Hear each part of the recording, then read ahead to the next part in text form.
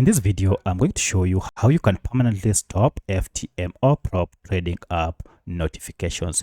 If you're getting a lot of alerts from this app, then let me show you how you can put an end to this. If this video helps, please like and subscribe to this channel.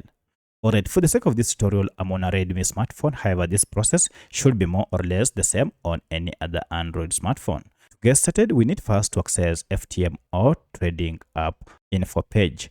To do that, you can either look for it through settings, or alternatively, which is the shortcut method, just go ahead and long press on your app and you should see we have three options: share, app info, and uninstall. In most cases, you should have app info. However, for some versions of smartphones, you might be missing app info. You should see a settings gear or the name of the app. Go ahead and tap on any of these to access FTMO trading app info page.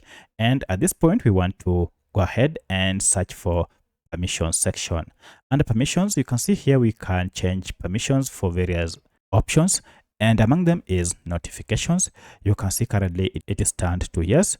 Go ahead and tap on it, and here we have various notifications that are on. Among them, notification badges, floating notifications, permanent notifications, vibration, play sound, as well as lock screen notifications.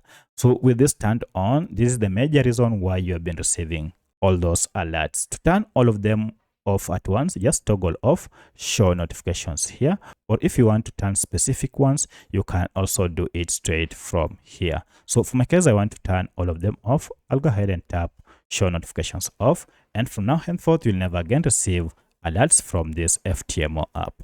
So that's how you can permanently disable FTMO app notifications. If you have any other question, kindly let me know in the comment section. Otherwise, thanks for watching, and let's meet in the next video.